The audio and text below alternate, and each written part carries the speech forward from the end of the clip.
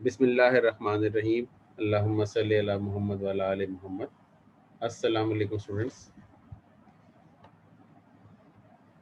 वालेकुम सलाम सर। जी वालेकुम सलाम सर। जी, कोई सवाल कल तक की क्लास में जब आपने रिवाइज किया हो तो वही चीज़ आपने पूछनी तो पूछें।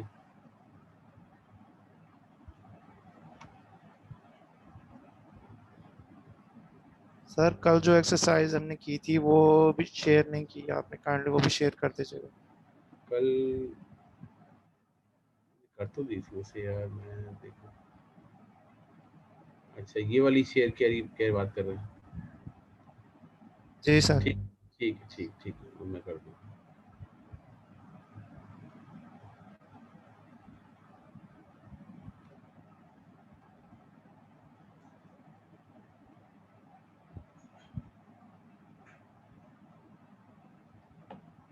जी, कोई सवाल किसी का है तो पूछिए।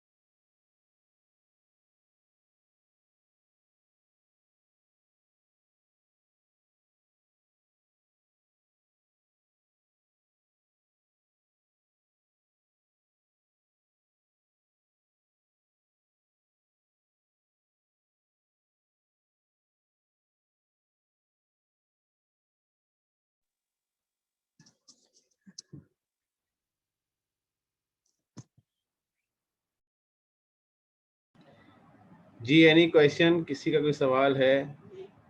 क्योंकि शुरू के 3-4 मिनट लोग ज्वाइन कर रहे होते हैं। Then will start. सर वो ना एक्सरसाइज 1 जो आपने एडिशनल क्वेश्चन करवाया ना, उसमें जो 15 मिलियन एडिशनल मटेरियल है उसको थोड़ा सा एक्सप्लेन कर दें। 15 million additional material, exercise number 1। जी सर, जो आपने एडिशनल क्वेश्चन दे रहे हैं उसमें से। जी, ये जो पॉइंट 1 में फर्दर मटेरियल आ रहा है ना, इसको। हाँ, इसमें बेटा ये है ना कि यहाँ पे material cost was greater than expected. Total material जो आपका यूज़ हुआ है वो 100 मिलियन यूज़ हुआ है ना, ठीक है जी। उसमें से ये है कि 15 मिलियन ये इसके अंदर इंक्लूड है। 15 मिलियन जो है वो फॉल्टी डिज़ाइन था ना। फॉल्टी डिज़ाइन ये होता है ना कि आपने दीवार बनानी थी इस जगह पे, आपने गलत जगह दीवार बना दी, अब वो नक्शे के अंदर दीवार कहीं और लिखी हुई थी, आपने कहीं और बना दी, तो वो आपको दोबारा तोड़नी पड़ी है। बाज़ बात ऐसा होता है ना कि आप कोई डिज़ाइन के मुताबिक चीज़ नहीं बनाते, तो वो जो मटेरियल है वो वेस्ट हो गया ना फिर आपका। तो ये 15 मिलियन वो वेस्ट है, और बाकी जो 10 मिलियन का वेस्टेज था वो स्पॉइल मटेरियल था, कोई सीमेंट की बोरियां फट गई हैं, या सरिये वगैरह ज़ाया हो गए हैं वगैरह, या ईंटें वगैरह टूट गई हैं, ये वगैरह वगैरह। ठीक है, तो ठीक है सर, टोटल थैंक 100 मिलियन में से 25 मिलियन का लॉसेज है, बाकी 75 मिलियन एक्चुअली वो है कॉस्ट जो बिल्डिंग के अंदर सही मानों में इस्तेमाल हुई है। सर जो एबनॉर्मल वेस्टेज होगा उसको हम एक्सपेंस ट्रीट करेंगे। जी जी, वो लॉस है, हाँ जी वो लॉस है, बिल्कुल वो फौरन ही एक्सपेंस हो यू। जाएगा। देखिए ठीक है। हर वो एसेट अल्टीमेटली एक्सपेंस होना है। ये जो आपने 519 मिलियन एसेट रिकॉर्ड किया है ना, ये इसने भी आखिरकार जाके एक्सपेंस में कन्वर्ट होना ही है in the form of depreciation, लेकिन at the time of recognition ये एसेट है, क्योंकि इसके अंदर फ्यूचर इकोनॉमिक बेनिफिट मौजूद हैं। जैसे जैसे वो बेनिफिट आप रिसीव करते रहेंगे, आपने इसको भी एक्सपेंस ही कर देना है। हर एसेट की लाइफ, वो कहते हैं ना, वो हर चीज को फना होना है, तो हर चीज तो एसेट में एसेट हो वो एक्सपेंस होनी है। ठीक है, तो लेकिन फिल वक्त वो एक्सपेंस नहीं है। ठीक है गया सर। सर थोड़ा सा और ये एक्सरसाइज नंबर 2 में जो वैट है इसको भी थोड़ा एक्सप्लेन। हाँ, ये बेटे ये जो 570 है ना, ये इसके अंदर 14% शामिल है, तो 100% प्लस 14% ये होता है 114%। ठीक है, तो ये एक फ्रैक्शन ये होता है कि आप ये 570 में से आपने 100 को बाहर निकालना है, तो इसको डिवाइड करेंगे अच्छा। 1.14 से। ठीक है, तो सर ये वैट इसके ऊपर वैल्यू एडेड टैक्स है, तो ये उसमें कैपिटलाइज नहीं होगा ये? नहीं, ये चूंकि एडजस्टेबल होता है ना, जब आपकी ये जो प्रोडक्ट है ये जब ये आउटपुट प्रोड्यूस करेगी ना, तो ये जो वैट जी। आपने इस प्रोडक्ट पे पे किया है ना, वो उसकी आउटपुट से एडजस्टेबल हो जाता है। ठीक है, तो लिहाजा जो ये रिफंडेबल टैक्सेस के अंदर आते हैं ना वैट। ठीक हो गया। हाँ, तो सर रिफंडेबल ये टैक्सेस जी। सर ये एक दफा रिपीट कर दें सर, ये डिवाइड क्यों करते हैं सर? डिवाइड इसलिए करते हैं कि हमने 100 को बाहर निकालना है ना, ये तो सिंपल मैथमेटिक्स है ना यार। एक चीज 100 थी, उसमें 14 ऐड होके 114 हो गया ना वो, तो 1.14 से डिवाइड करेंगे तो 100 बाहर आ जाएगा, 14 अलग से हो जाएगा। अगर 1.14 में से, हाँ ठीक है, ये तो सर इसका ना प्रोसीड फ्रॉम सेल बाय और by product and sample. Sir जी। ये हमने अगर सैंपल के लिए दिया है तो सर ये एडवर्टाइजमेंट में नहीं आएगा वो फ्री सैंपल जो देते हैं? नहीं, ये बेसिकली बाय प्रोडक्ट्स होती है ना, बाय प्रोडक्ट्स, वो आप सही कह रहे हैं कि अगर सैम्पलिंग है तो वो एडवर्टीजमेंट के अंदर आता है, लेकिन ये जो प्रोसीड फ्रॉम सेल है ना, ये वो है जो आपने उसकी बाय प्रोडक्ट्स वगैरह होती है ना, ये सेल की है। तो इनिशियली टेस्टिंग के अंदर नॉर्मली ऐसा होता है कि आपकी जो प्रोडक्ट तैयार होती है ना पहले इनिशियल रन में, तो वो मटेरियल तो उस पर इस्तेमाल हुआ होता है, लेकिन वो प्रोडक्ट जो है वो कमर्शियल के लिए आप यूज़ नहीं करते नॉर्मली। वो कंपनी का डिसीजन होता है, वो बात कंपनी कर भी लेती है। ठीक है, तो वो उस प्रोडक्ट को फिर वो क्या करते हैं, नॉर्मली लोगों को सैंपल कर देते हैं या फ्री ऑफ कॉस्ट दे देते हैं, या बहुत ही थोड़ी कीमत में लोगों को वो बेच देते हैं, तो उससे कुछ पैसे आपको मिलते हैं। तो वो आपका रेवेन्यू नहीं होता, क्योंकि रेवेन्यू तो आप एक अपनी गुड प्रोडक्ट को बेच के लेंगे ना, आप क्यों एक बाय प्रोडक्ट को या एक सैंपल प्रोडक्ट को बेच के रेवेन्यू कमा रहे हैं। ठीक है, तो वो रेवेन्यू फिर हम उसको रेवेन्यू कंसिडर नहीं करते, हालांकि उसका नेट इम्पैक्ट प्रॉफिटेबिलिटी के ऊपर सेम ही होता है। आप उसको रेवेन्यू ट्रीट करें या उसको कॉस्ट में से कम कर लें, अल्टीमेटली तो उसका जो ट्रीटमेंट है वो एक ही हो जाएगा ना, उसका इफेक्ट तो वही हो जाएगा ना। ठीक है, तो लेकिन हम इसको ये करते हैं कि हम उसको कॉस्ट में से रिड्यूस कर लेते हैं। Right sir. सर ये जो बाय प्रोडक्ट्स हैं ये वो जो इनिशियल टेस्टिंग की है जी उसके जी जी रिजल्ट जी में जी, प्रोड्यूस हो हाँ रही जी, है? हाँ जी बिल्कुल ऐसी है। इसके अलावा अगर बाद में कोई प्रोडक्ट होती है तो वो फिर हम रेवेन्यू में ट्रीट करेंगे, ये शुरू के फेजेस के अंदर ही होती है। ठीक है, ऐसा नहीं है कि हर दफ़ा ही बाय प्रोडक्ट माइनस करेंगे, ये सिर्फ शुरू के टेस्टिंग फेज के अंदर ही बस हम जो प्रोडक्ट होती हैं बस। सर हम इसमें कास्ट मतलब अपना वो कंप्यूट कर रहे हैं ना, तो अगर हम इसको 13,000 को शो ही ना करें माइनस में, तो फिर भी तो वही नेट इफेक्ट जो है ना वो 7 लाख ही आएगा, या ये शो करवाना लाजमी नहीं है? करो ना, इसको डिलीट करो यहाँ से, तो क्या हो जाएगा, जब डिलीट करोगे तो ये तो 7,13,000 आ जाएगा ना। तो ठीक है, एसिड की कॉस्ट बढ़ जाएगी। सर हाँ ये तो जी। अगर यहाँ पता loss from sale of by product and sample, ये लॉस नहीं है, ये लॉस नहीं है, ये प्रोसीड है। अगर लॉस का लफ्ज यूज करते थे, लॉस हो गया, हमने जो टेस्टिंग प्राइस को सेल किया और लेकिन हमें नहीं, लॉस। ये लॉस नहीं है जनाब, प्रोसीड कहते हैं कलेक्शन को। कलेक्शन प्रोसीड का मतलब, हाँ जी, तो लॉस तो नहीं ना हुआ, ये तो ब्रेक कलेक्शन है ना। खर्चा करके ही इसमें प्रोसीड हुई है ना, मतलब कि 20 हमने 10,000 खर्चा किया होता है प्रोसीड हो गई, ऐसे ही होगा ना कुछ। नहीं नहीं, वो नहीं भाई भाई कि 10 का खर्चा कहाँ पे किया है? फिर 10 का खर्चा कहाँ पे है? मैं कह रहा हूँ कि प्रोसीड कुछ चीज सेल करने से ही आई है ना सर जी, कुछ कुछ इनपुट किया और लेकिन हम आउटपुट आया ना। लेकिन हमने बेसिकली उसको बस वो उस लॉस नहीं हम देख रहे हैं, हम देख रहे हैं कि ये जो बाय प्रोडक्ट थी वो हमने जब टेस्टिंग के अंदर आपने खर्चा कर दिया ना, जो मटेरियल लग गया वो आपने बेच दिया है किसी को, वो वहां से ये पैसे फिर आपको मिल गए। ये नेट लिखा होगा ना फिर 13,000। ये नेट ही है ना, प्रोसीड का मतलब ये नेट ही है ना। तो यही तो कह रहा हूँ, अगर ये प्रोसीड पॉजिटिव है तो नेगेटिव अगर आता तो फिर क्या करते हैं हम। नेगेटिव कैसे आएगा? प्रोसीड नेगेटिव कैसे हो सकती है? कलेक्शन नेगेटिव कैसे हो सकती है? जल गई है, जी चीजें जल गई, जो बनाई थी वो जल कोई गई, चोरी हो लॉजिकल गई। बात करें ना, कुछ देखें आप। चोरी कैसे हो गई? वो तो लॉस है, फिर वो तो फिर लॉस है, वो अब नॉर्मल लॉस में आएगा। तो हाँ ये ठीक, ओके। प्रोसीड का मतलब होता है कलेक्शन, पैसे मिले हैं आपको, ठीक है। इतनी छोटी छोटी बातों पे ना इतनी टेंशन लिया करें, अभी तो हमने पढ़ा ही कुछ नहीं है, आगे बहुत बहुत अभी तो रिपोर्टिंग का हमने 1% भी नहीं पढ़ा है अभी तो। ये बेसिक कैलकुलेशन देखें आप लोगों को, कतरा जो ये कतरा जो ही डिवाइड, समंदर बनता। हाँ जी, डिवाइड के 1.4 से डिवाइड करना, ये चीज़ें, ये मैथमेटिक्स आपको बड़ी स्ट्रांग आनी चाहिए। टाइम वैल्यू ऑफ मनी की कॉन्सेप्ट, क्योंकि अभी तो हमने रिपोर्टिंग के बहुत सारे इश्यूज देखने हैं। डेफर टैक्स, लीजिंग जब हमने पढ़नी है, फिर हमने इम्पेयरमेंट्स पढ़नी है, फिर हमने फाइनेंशियल इंस्ट्रूमेंट्स की बहुत सारी डिटेल चीज़ें पढ़नी है। वहाँ तो आपके ये कैलकुलेशन आपकी बड़ी साउंड होनी चाहिए। You must be very well, ये कैलकुलेटर के अंदर पावर किस तरह निकालते हैं, अंडर रूट कैसे निकालते हैं, क्यूब रूट कैसे निकालना है, इस सारी चीजें आप इस पे प्रैक्टिस कर लें।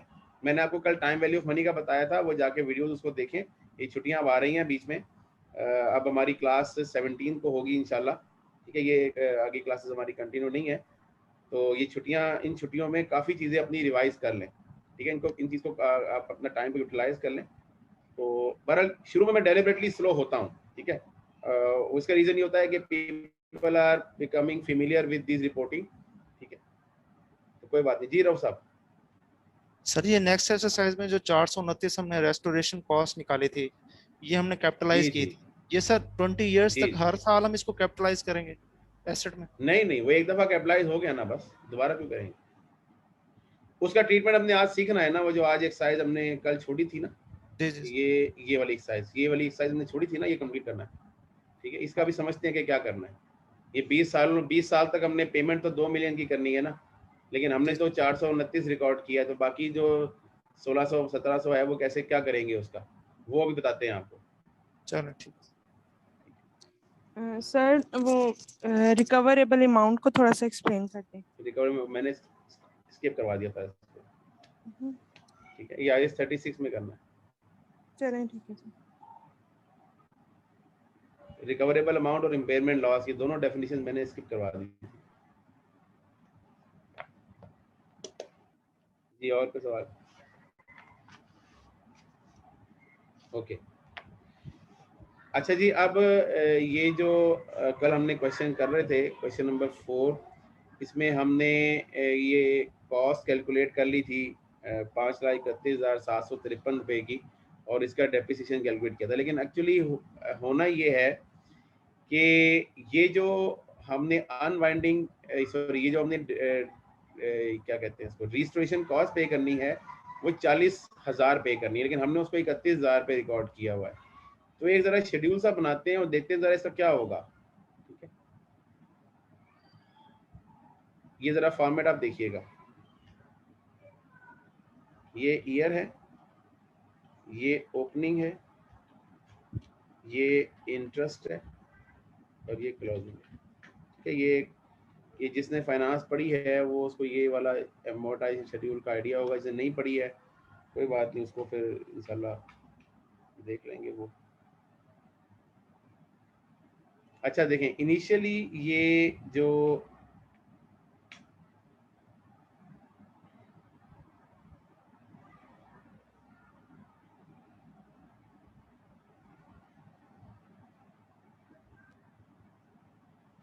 ओके जी, इनिशियली ये जो अमाउंट है ये 31,753 रुपए था, ठीक है। लेकिन ऑब्वियसली जैसे जैसे टाइम गुजरेगा इसके अंदर ग्रो तो करना है ना इस अमाउंट ने, और हमने 40,000 पे करना है, तो इसको ग्रो करें।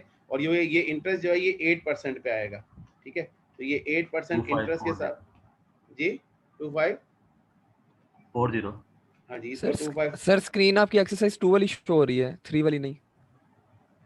नहीं, ये तो आपका कोई मतलब मसला है, रिफ्रेश सर एक्सरसाइज 4 ही ठीक शो हो रही है सर।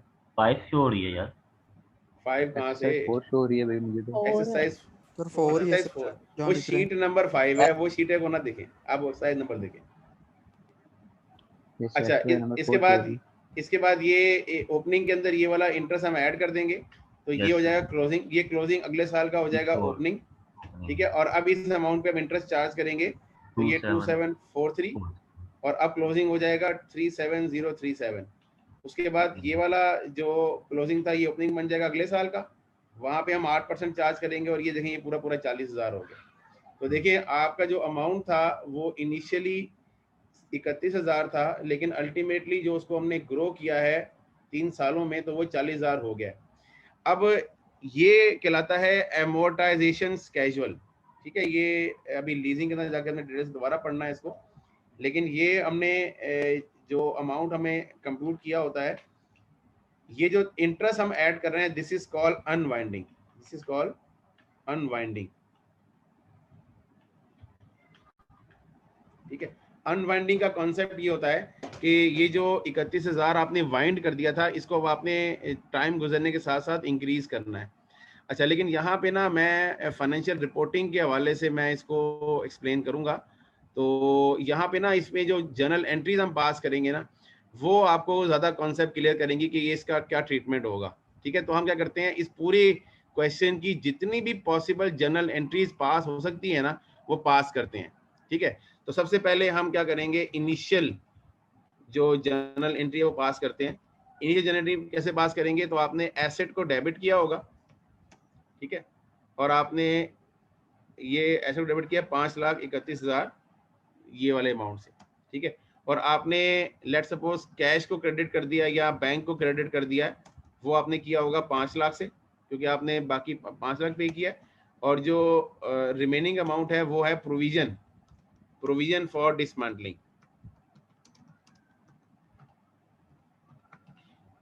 ठीक है। ये आपने क्रेडिट की होगी 31,753 से। तो हाँ, तो ये आपने जी आमना सर ये ईयर सेकंड की अमाउंट कैसे आई है 34,994? ये बेटा ये क्लोजिंग ओपनिंग बन गया ना, ये वाला क्लोजिंग इसका ओपनिंग बन गया।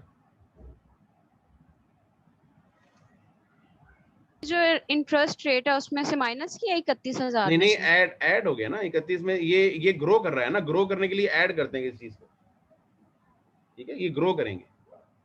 Thank you sir. अभी मैं बताता हूँ ना, ये एंट्रीज कर रहे हैं तो देखिएगा। अच्छा, इनिशियल रिकग्निशन के टाइम के ऊपर आपने क्या किया है, आपने ये इंक्रीज कर लिया, ये एसेट रिकॉर्ड कर लिया। अच्छा, अब ईयर एंड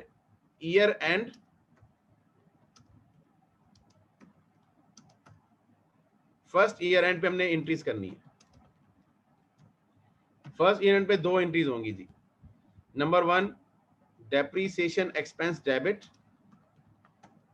ये आपने अमाउंट जो कैलकुलेट किया है ये वाला 177,251, और एक्यूमुलेटेड डेप्रीसिएशन क्रेडिट 177,251। उसके बाद दूसरी एंट्री ये होगी कि देखिए ये जो प्रोविजन आपने क्रिएट की थी ना 31,753, इसको आपने ग्रो करना है अब, ठीक है। ग्रो करके आपने फर्स्ट ईयर क्लोजिंग पे इस अमाउंट पे लेके आना है 34,294 पे, ठीक है। तो आपने इसको अब आपने क्या करना है, अब IAS 16 के मुताबिक जो प्रेजेंट वैल्यू थी वो एसेट की कॉस्ट का पार्ट बन गई, लेकिन जो उसमें इंक्रीज है वो एसेट की कॉस्ट का पार्ट नहीं बना सकते, उसको हम फाइनेंस कॉस्ट या इंटरेस्ट एक्सपेंस रिकॉर्ड करते हैं। तो हम एंट्री पास करेंगे इंटरेस्ट एक्सपेंस डेबिट, हालांकि इंटरेस्ट हमने पे नहीं किया, लेकिन उसको हम इंटरेस्ट एक्सपेंस ही कंसिडर करेंगे। इंटरेस्ट एक्सपेंस डेबिट 2540 और प्रोविजन फॉर डिसमेंटलिंग क्रेडिट जो कि हमने इंक्रीज करनी है 2540 से। ये पहले साल के एंड पे 2 एंट्रीज होंगी। तभी तो देखिए ना, पहले साल के एंड पे क्या होगा, पहले साल के एंड पे प्रोविजन का अमाउंट 31 से बढ़ के इतना हो जाएगा 34,294 हो जाएगा, क्योंकि हमने क्रेडिट भी किया है यहाँ से। ठीक है, मैं आपको भी इसका टी अकाउंट भी बना के दिखाता हूँ। यहाँ पे चलें, टी अकाउंट बना लेते हैं। इनिशियल लेवल पे टी अकाउंट अब आपको मैं एक दफा बना दूंगा, बाकी फिर आप क्विकली इसको बना लिया कीजिएगा। और आई एम एक्सपेक्टिंग कि आप लोग क्विकली एक अकाउंट का टी अकाउंट फौरन ही बना लेते हैं। ओके जी, ये प्रोविजन का अकाउंट बन गया। इनिशियली ये जब रिकॉर्ड होगा ये इंक्रीज हो जाएगा 31753 से, और ईयर एंड 1 के ऊपर ये इंक्रीज हो जाएगा 2540 से। तो देखिए, अगर इनको ऐड करेंगे तो ये 34,294 आएगा, जो कि फर्स्ट ईयर के एंड पे क्लोजिंग बैलेंस आ गया। ठीक है, और सेकंड ईयर के एंड के ऊपर, सेकंड ईयर एंड पे भी आपने 2 एंट्रीज पास करनी है। सेम यही 2 एंट्रीज हैं, लेकिन यहाँ पे अब क्या होगा, डेप्रिसिएशन तो मेरे ख्याल से सेम अमाउंट होगा, लेकिन जो हमारे पास जो प्रोविजन है वो इंक्रीज होगा 2743 से, सेकंड ईयर की जो अनवाइंडिंग है उससे। ठीक है, तो यहाँ पे क्या होगा, ईयर एंड 2 में ये इंक्रीज होके कितना हो जाएगा, 2743 इसमें ऐड होगा, तो ये हो जाएगा 37037। ये देखिए, ये आ गया क्लोजिंग। उसके बाद थर्ड ईयर एंड पे भी सेम एंट्रीज होंगी। ठीक है, लेकिन वहां पे जो इंटरेस्ट एक्सपेंस रिकॉर्ड होगा वो 2963 से होगा।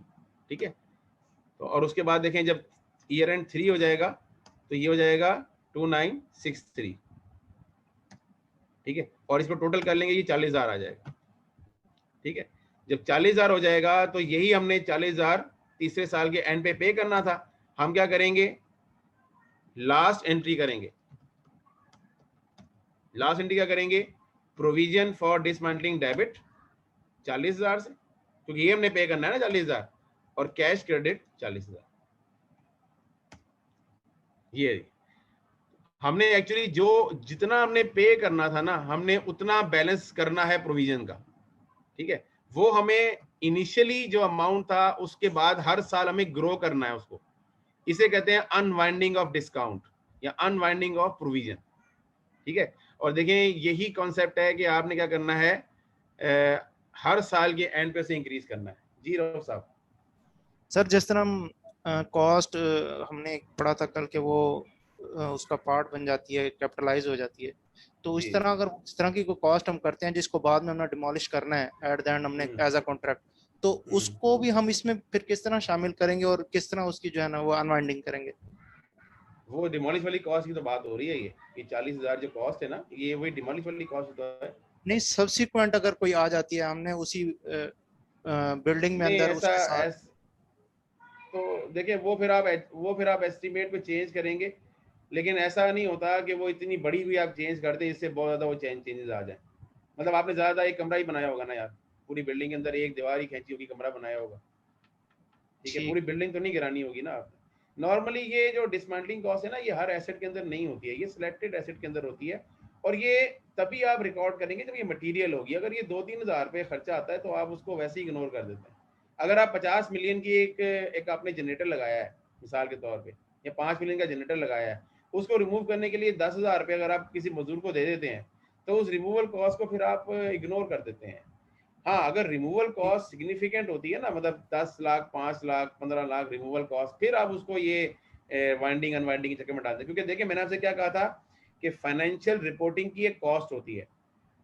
फाइनेंशियल रिपोर्टिंग की एक कॉस्ट है। हर चीज को रिकॉर्ड करने के लिए आपको इंफॉर्मेशन सिस्टम के अंदर प्रोविजन रखनी पड़ेगी, और उस चीज का बेनिफिट उसकी कॉस्ट से ज्यादा होना चाहिए। अगर आप एक छोटा सा एक्सपेंस है, उस एक्सपेंस को रिकॉर्ड करने के लिए आप लाखों रुपया खर्च कर रहे हैं, तो बोलेंगे यार मेरा तो उसकी इंफॉर्मेशन की इतनी वैल्यू ही नहीं है। ठीक है, तो आप क्या करते हैं, financial information must be more beneficial from the cost of generating it. ठीक है, तो आप मटीरियलिटी को जरूर देखेंगे कि आपका जो एसेट है, अगर लेट्स सपोज यहाँ भी मैं बात करता हूँ, ये 5 लाख का एसेट था, अगर 500 रुपये डिसमेंटलिंग कॉस्ट होती तो आप मेरा ख्याल इग्नोर कर देते इसको। आप बोलते यार इसको एक्सपेंस ही रिकॉर्ड कर लो फौरन।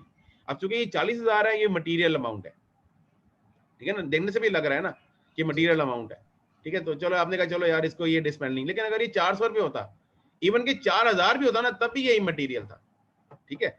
अगर मैं यहाँ पे फाइनेंस CFO होऊंगा ना, तो मैं 4,000 को इग्नोर, मैं 10,000 को भी इग्नोर कर दूंगा, क्योंकि देखें वो 10,000 को अगर आप इग्नोर नहीं करते, आपको हर साल अनवाइंडिंग रिकॉर्ड करनी है, हर साल उसको आपने शेड्यूल में डालना है, हर साल अकाउंट को, वो फिर आपके लिए एक अलग से रिकॉर्ड मेंटेन करना है, वो फिर उसके बेनिफिट ज्यादा नहीं इतने होते।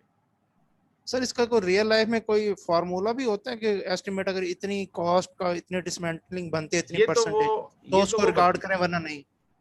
सर वो देखें, वो मटीरियलिटी लेवल होता है, वो materiality level company to company एक प्रोफेशनल जजमेंट होती है, वो आपको आइडिया होता है। अब आप का एक बिजनेस है, ठीक है, मिसाल के तौर पे आप अगर आपकी मंथली इनकम 1 लाख रुपया है, ठीक है, तो आपके लिए कितना अमाउंट मटेरियल है ये आपकी इनकम पे डिपेंड करेगा।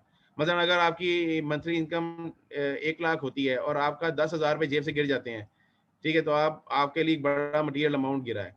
लेकिन अगर 10 रुपये जेब से गिर जाते हैं, ठीक है, तो आपके लिए तो इतना मटेरियल अमाउंट नहीं है।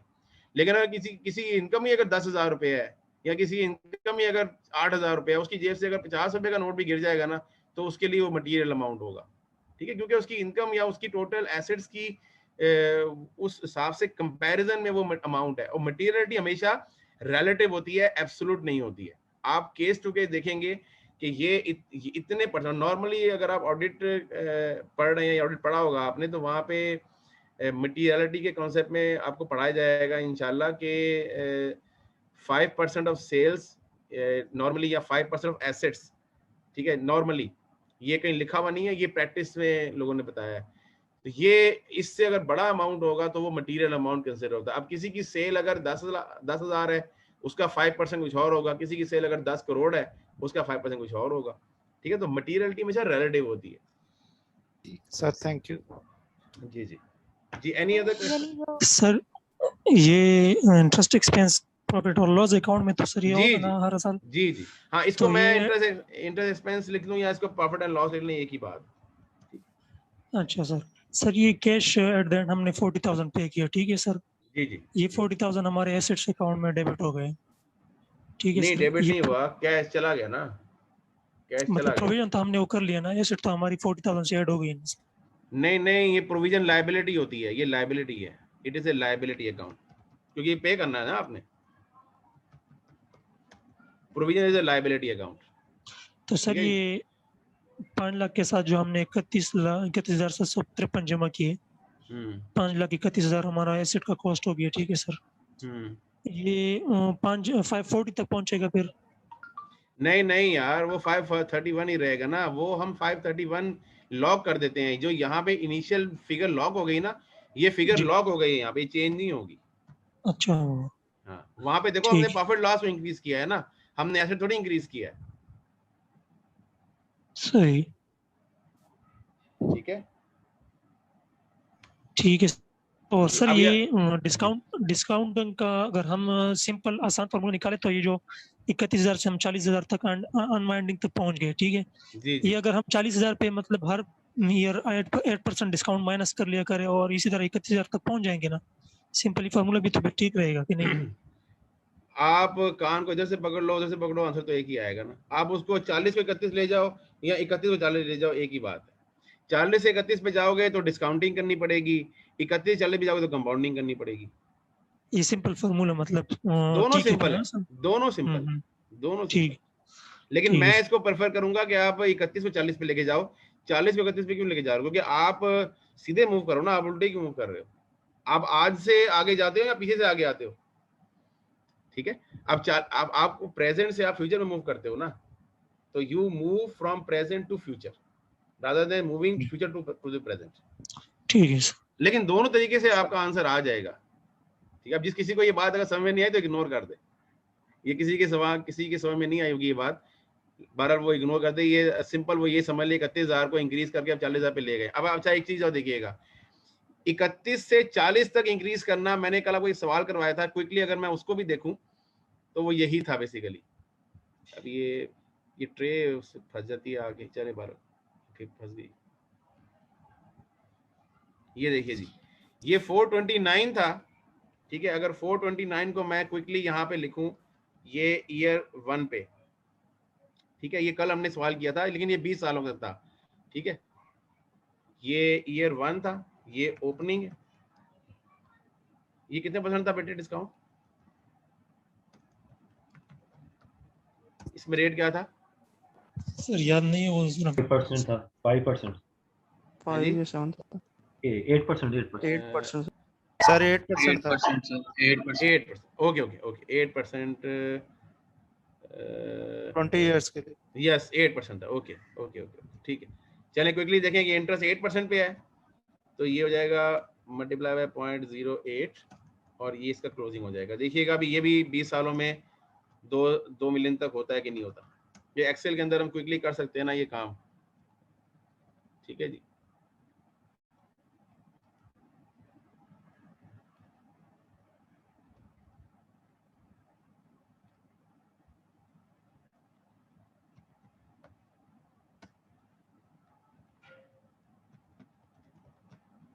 ले ये 429 से लेकर 20 सालों में ये 2 मिलियन तक हो गया, और ये देखें ये अनवाइंडिंग हर साल 34 रिकॉर्ड हुई है, 37 रिकॉर्ड हुई है, हर साल देखेंगे अनवाइंडिंग रिकॉर्ड हो रही है और ये 2 मिलियन तक हो गया, ठीक है। मैंने आपको 20 साल वाला इसलिए नहीं करवाया कि 20 साल की एंट्रियां कौन करता, मैंने इसलिए सवाल छोटा करवाया, ठीक है। तो ये क्विकली आप इसको टैली कर सकते हैं। सर ये कंपाउंडिंग भी हो सकते हैं ना? बेटा ये कंपाउंडिंग ही तो किया है, तो आप अनवाइंडिंग बोल रहे थे ना? अनवाइंडिंग कंपाउंडिंग है, वाइंडिंग डिस्काउंटिंग है, ठीक है। हमें ये इंक्रीज कर रहे हैं ना वैल्यू को, तो वैल्यू इंक्रीज करना कंपाउंडिंग होती है जी, ठीक है, ओके। अच्छा अब नेक्स्ट जो एरिया है, हमने 2 चीज़ें आज कंप्लीट करनी होगी, हमारी आज ईद से पहले लास्ट क्लास है, तो फिर हम 17 तारीख को इंशाल्लाह दोबारा ज्वाइन करेंगे। उसकी टाइमिंग इंशाल्लाह वैसे तो इन्होंने मुझे बताया था कि 5:30 से 7 होगी, लेकिन मे बी पॉसिबल वो टाइम चेंज कर दें ऑनलाइन की वजह से, लेकिन बहरहाल अभी तो 5:30 से 7 वाला ही टाइम है, ओके। अब हम चलेंगे जी सर टाइमिंग के लिए उन्हें सुबह का कह सकते हैं आप, ताकि उनको बच्चों के लिए ज्यादा इजी रहेगा। तो रमजान है ना, चलो ठीक है, लेकिन सर मेरी बात, मैं मुस्तकिल मुलाजिम जो हूँ ना वही जगह पे हूँ, मैं अवेलेबल होता हूँ आफ्टर 4 PM। सर वो सुबह बाद में ठीक है सर, इवनिंग बहुत अच्छा चल रहा है। तो मेरी बात सुन लें, मैं अवेलेबल ही नहीं हूँ ना, मैं तो यहाँ पे तो सिर्फ मैं विजिटिंग में पढ़ा रहा हूँ ना, मैं परमानेंट तो किसी और जगह पे हूँ ना, ठीक है। तो मैं तो अवेलेबल ही 5 PM के बाद ही हूँ, 5 PM से पहले तो मैं अवेलेबल ही नहीं हूँ। ये तो रमजान की वजह से हमारी 2 बजे छुट्टी हो जाती है ना, सुबह बेहतर है। हाँ वो जो बेहतर, ये असल में ये इंस्टीट्यूट का डिसीजन होगा टाइमिंग के ऊपर, वो फिर हमारा डिसीजन नहीं होता, हमें तो फॉलो करना है, ओके। जिसके बाद एक्सचेंज ऑफ एसेट्स का एक नया टॉपिक है, ये मैंने आपको कल कहा था पढ़ने का, आप लोग माशाल्लाह पढ़ के आए होंगे, उसमें आपने बहुत सारी चीज़ें पढ़ी होंगी, लेकिन मैं आपको ना ये चंद पॉइंट्स हैं ये बस रिवाइज करवाऊंगा, बाकी आपने देख लिया होगा। ये 3 पॉइंट बस आप इसको पढ़ लें, जो इससे ऊपर सारे पॉइंट लिखे थे ना, वो ये समरी है उन पॉइंट्स की, ठीक है। अच्छा, एक्सचेंज का मतलब क्या होता है कि आपके पास एक एसेट ऑलरेडी मौजूद है और वो रनिंग कंडीशन में है, लेकिन आप क्या करते हैं उस एसेट को दे के उससे अपग्रेडेड एक एसेट आप परचेज करना चाहते हैं, और कुछ ऑब्वियसली अमाउंट आपको पे भी करना पड़ेगा। तो अब इसकी अकाउंटिंग कैसे करनी है? इसकी अकाउंटिंग बड़ी आसान है, वेरी सिंपल अकाउंटिंग। वो ये है कि जब आपने एसेट को, एक एसेट आप देंगे, एक एसेट आप लेंगे, ठीक है, यही एक्सचेंज होता है ना, कि आप एक एसेट दे रहे हैं, उससे बस एक एसेट ले रहे हैं। तो जो आप एसेट गिव अप करते हैं उसकी भी फेयर वैल्यू होती है, और जो आप रिसीव कर रहे होते हैं उसकी भी फेयर वैल्यू होती है, दोनों की मार्केट वैल्यू होगी ना। लेकिन अब सवाल ये है कि जो एसेट आप रिसीव कर रहे हैं वो किस वैल्यू पे रिकॉर्ड होगा, उसकी अपनी फेयर वैल्यू पे या जो एसेट दिया जा रहा है उसकी फेयर वैल्यू पे, ठीक है। यानी देने वाले एसेट की वैल्यू पे रिकॉर्ड होगा या रिसीव करने वाले एसेट की वैल्यू पे रिकॉर्ड होगा। इसमें आप सवाल ये रूल देख लें, The asset acquired shall be recorded at fair value of asset acquired। General principle ये है कि जो चीज आपको रिसीव हो रही है उसी की वैल्यू पे रिकॉर्ड होनी चाहिए, जो आप छोड़ रहे हैं उसको छोड़ दें, ठीक है। लेकिन अगर ऐसा होता है कि बाज औकात जो आप एसेट रिसीव कर रहे होते हैं उसकी फेयर वैल्यू आप डिटर्मिनेबल नहीं होती या मेजरेबल नहीं होती, तो क्या करते हैं आप, तो देने वाले एसेट की फेयर वैल्यू पे आप रिकॉर्ड करते हैं plus any amount additionally given for cash. For example आप बी पॉइंट देखें कि if the fair value of asset acquired is not measurable then asset acquired shall be recorded at fair value of asset given up plus any amount adjusted for cash। ठीक है बेटा, यानी initially rule क्या है कि जो asset receive हो रहा है उसी की फेयर वैल्यू पे आप रिकॉर्ड करेंगे, लेकिन अगर एसेट रिसीव होने वाले की फेयर वैल्यू मेजरेबल नहीं है तो फिर दिए जाने वाले एसेट की फेयर वैल्यू प्लस कैश, उसके ऊपर आप एसेट को रिकॉर्ड करेंगे नए वाले को। तीसरा पॉइंट ये है कि if fair value of asset acquired and asset given up are not measurable, ठीक है, अगर दोनों ही मेजरेबल नहीं है तो asset acquired shall be recorded at carrying amount of asset given up. तो फिर क्या होगा कि जो एसेट आप देने जा रहे हैं उसी की वैल्यू पे आप उसको रिकॉर्ड कर लेंगे, ठीक है। लेकिन ये आपको आईएएस ने बहुत डिटेल्ड रूल दे दिए हैं, ऐसा होता नहीं है नॉर्मली कि एसेट देने वाले की भी वैल्यू ना पता हो और लेने वाले की वैल्यू ना पता हो। अगर ये लेने और देने की दोनों वैल्यूज ना पता हो तो एक्सचेंज क्यों पॉसिबल होगा? एक्सचेंज तो तभी पॉसिबल होगा ना जब दोनों की वैल्यूज पता हो। लेकिन आईएएस ने आपको क्या किया है, आईएएस ने आपको गाइडलाइन दे दी है कि चलें अगर ऐसा कोई ऐसा केस आता है जिसमें दिए जाने वाले वापस आने वाले एसेट की या रिसीव होने वाले एसेट की फेयर वैल्यू आपको नहीं पता, तो फिर गिवन अप वाले एसेट की फेयर वैल्यू प्लस कैश पे रिकॉर्ड कर लें, और अगर दोनों नहीं पता तो कैरिंग वैल्यू पे रिकॉर्ड करें। ये आपको एमसीक्यूज के लिए ये बड़ा इंपॉर्टेंट पैराग्राफ है, ये आप हाईलाइट कर लें जी इसको, ठीक है। अच्छा, इसके ऊपर ये 2 एक्सरसाइजेज हैं, ये आप इसका सोल्यूशन भी दिया हुआ है, ये आप देख लीजिएगा क्विकली, इस पे आप नजर दौड़ाएं।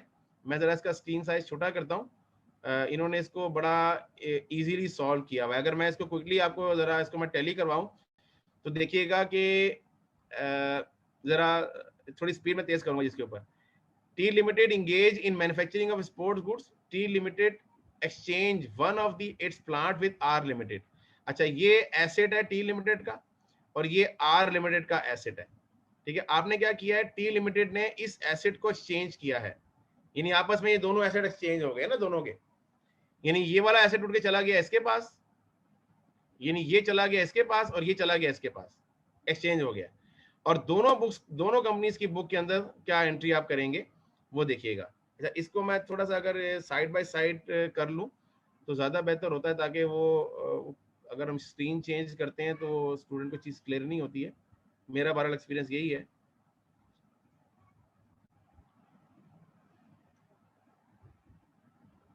जस्ट गिव मी 1 मिनट, मैं इसको एक स्क्रीन के ऊपर ही ले आऊं।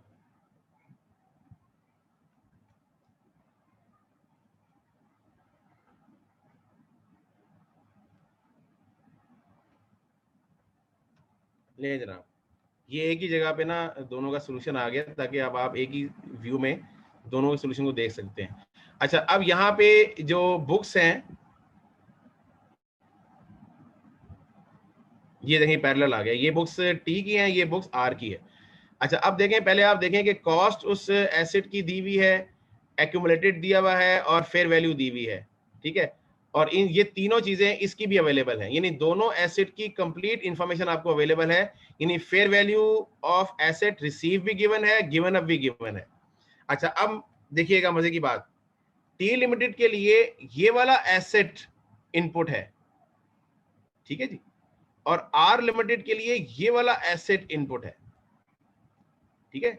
ये बात देखिएगा, तो देखिएगा कि टी लिमिटेड ने क्या किया है, एसेट को डेबिट किया है इस अमाउंट से, और आर लिमिटेड ने डेबिट किया है अपने वाले अमाउंट से, ठीक है। बाकी तो जगह जनरल एंट्रीज ही हैं जो आपने सिर्फ डबल एंट्रीज आपने रिकॉर्ड की हैं जी। किसी को ये इसमें एंट्रीज देखें और कोई सवाल को ना समझ आए तो पूछें।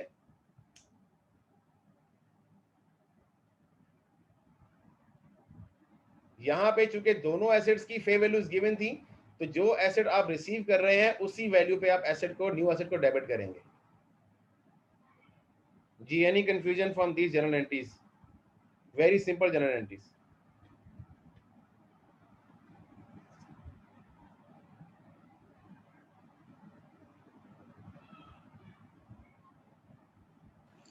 सर जी सर इन्होंने अकामुलेटेड डेप्रिसिएशन अपने एसिड की क्यों लिखी है?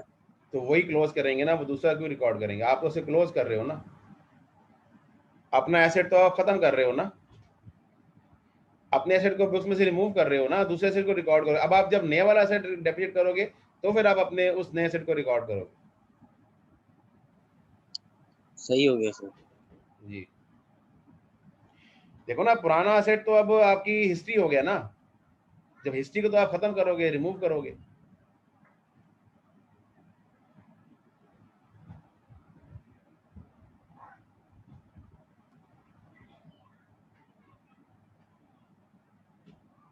जी किसी को कोई सवाल है? ओके नहीं है, गुड। इसके बाद इसमें जो अगला सिनेरियो उन्होंने दिया हुआ है ना, वहां देखिएगा, वहां पे उन्होंने एन लिमिटेड के लिए फेयर वैल्यू नहीं दी हुई किसी एसेट की। तो अब देखिए कि जो एन लिमिटेड के लिए बुक्स में रिकॉर्डिंग होगी ना, वो न्यू एसेट, जो न्यू एसेट रिकॉर्ड होगा,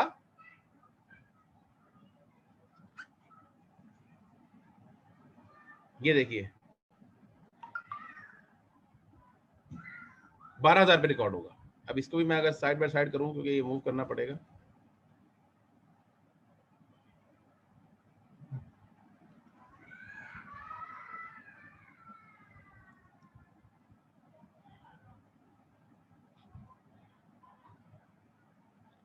आपके पास अगर हार्ड कॉपी है ना तो आप उससे इजीली देख सकते हैं। ठीक है, ये क्वेश्चन नंबर 2 भी बड़ा इजी है।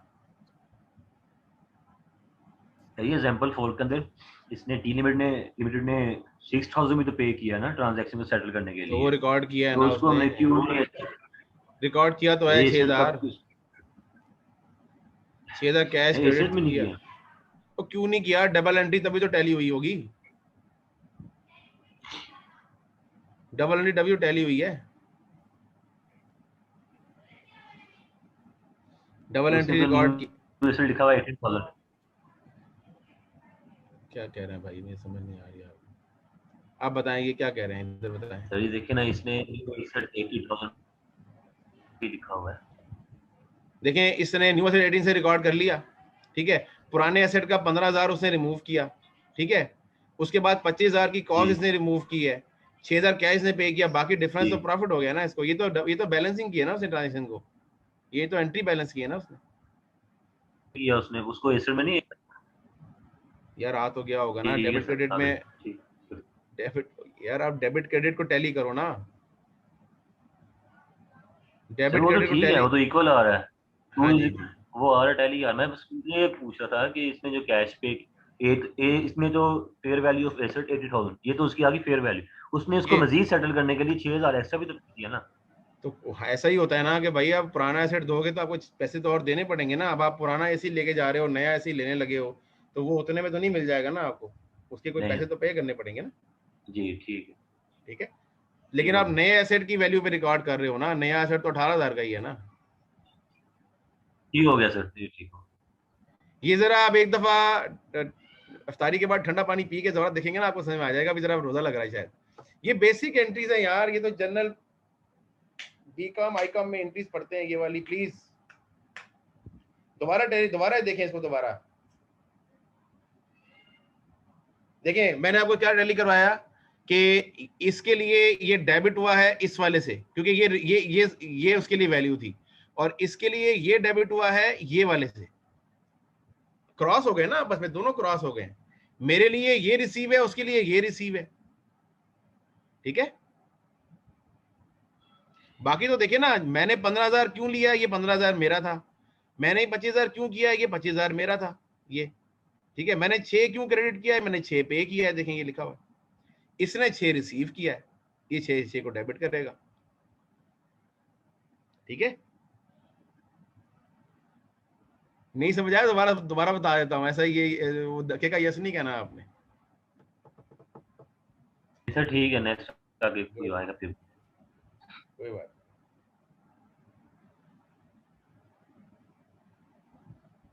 सर ये दोनों के पास प्रॉफिट आएगा कि नहीं, एक के पास लॉस भी आएगा? आ सकता है ना, दोनों पे प्रॉफिट आ सकता है, दोनों पर लॉस भी आ सकता है, डिपेंडिंग अपॉन के उनके एसेट्स की वैल्यूज क्या हैं। ये तो कैलकुलेशन पे डिपेंड करेगा ना। अभी यहाँ पे दोनों का प्रॉफिट ही आ रहा है, ठीक है, वो तो डिपेंड करेगा ना कि उसके अपने एसेट्स की कैरिंग वैल्यूज क्या हैं। ठीक है, मतलब सर जब डेबिट साइड ज्यादा होगी तो उसको प्रॉफिट होगा फिर। ये याद नहीं करना इस तरह, आपने इस तरह याद नहीं करना, कभी भी याद नहीं करना, ये किलर है, ये कभी भी याद नहीं करना। फाइनेंशियल रिपोर्टिंग में बल्कि अकाउंटिंग में कोई भी चीज आपने रटनी नहीं है, वरना वो बहुत तंग करेगी आपको, बहुत तंग करेगी। वो जो रटवानी होगी ना होता है जी, जिस सिनेरियो बेस होता है तो इसलिए रटने नहीं चाहिए ना जी ना, सवाल ही पैदा नहीं। और आईसीएमए में तो रटने का रट्टा और इम्पोर्टेंट ये चीजें डिक्शनरी में नहीं है, हम लोग इग्नोर करते हैं इस चीज को। हाँ, बात चीजें ऐसी होती हैं जिसको रटे बगैर कोई चारा नहीं होता। जैसे कैश फ्लो मैं पढ़ाऊंगा इंशाल्लाह आपको, कैश फ्लो के अंदर कुछ चीजें ऐसी हैं वो आपको रटनी पड़ेंगी, क्योंकि अगर वो समझ के करोगे ना आपको ज्यादा टाइम लगेगा, कर लोगे आप, ठीक है। और डेफर्ड टैक्स में कुछ चीजें ऐसी हैं जो मैं कराऊंगा, वो आपको थोड़ी सी मैं रटवाऊंगा, लेकिन वो भी मैं आपको पहले समझा दूंगा, बाद में रटवाऊंगा, ठीक है। और वो भी है, डिक्शनरी चेंज नहीं हुई है, डिक्शनरी वही है, ठीक है। वो मेरी अपनी आसानी है, वो आप समझ के कर लेना। बाद स्टूडेंट ऐसे कहते हैं सर आपका रटा में नहीं चाहिए। ये सर ये प्रॉफिट और लॉस की जरा लॉजिक समझा दे एक दफा, रमजान लगी है, रोजा लगा है। दुरूद शरीफ पढ़े, जोर से पढ़े, जरा आवाज भी आए मुझे। अल्लाहुम्मा सल्ली अला मुहम्मद अल्लाहुम्मा सल्ली अला मुहम्मदिन नबील उम्मी व अला आलिहि वसल्लम तस्लीम। चले बात कैरिंग अमाउंट निकालें। हम बात कर रहे हैं टी लिमिटेड की, ठीक है जी। कैरिंग अमाउंट एसेट की कितनी है टी लिमिटेड की, बताइए। 15,000 10,000 सर, 10,000 25,000 माइनस 15,000। सर एक की 12 है, दूसरे की 18 है। सर इधर देखिए ना, 25,000 माइनस 15,000, ये कैरिंग अमाउंट आ गया, ठीक है जी। आ गया नहीं आ गया सर? आ गया सर। ऐड करें इसमें से कैश पेड 6,000 सर। कितना? 6,000। कितना एसेट आप ये फोरगो कर रहे हो ना, ये एसेट्स फोरगोन, ठीक है जी, कर रहे हैं फोरगोन, ठीक है। और एसेट रिसीव्ड वो कितने की है एट फेयर वैल्यू? 18,000 जी, 18,000। अब आप मुझे बताएं, आप फोरगो कर रहे हैं 16,000 का, ठीक है, मिल रहा है आपको 18 का, तो गेन हुआ लॉस हुआ? गेन हुआ सर, गेन हुआ, ये गेन हो गया। अब इधर आ जाएं, टी लिमिटेड की बजाय आ जाएं आर लिमिटेड पे। यही सेम कॉपी में कर लेता हूँ टाइम बचाने के लिए, ठीक है जी। वहां पे कैरिंग वैल्यू कितनी है जी? वहां पे कैरिंग वैल्यू है 30 माइनस 16, दैट इज 14 कैश पे, ठीक है। और कैश, ठीक है, ये हो गया। यहाँ तो उसने कैश रिसीव्ड है ना सर, यहाँ उसको सिर्फ, हाँ यहाँ से कैश रिसीव्ड है, ठीक है जी। अच्छा, कैश रिसीव्ड है कितना? 6,000। अच्छा ये, हाँ, कैश रिसीव्ड 6,000 और एसेट रिसीव्ड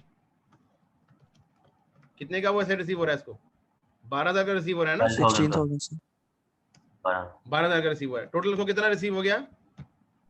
18,000। वो दे कितना रहा है? दे कितना रहा है?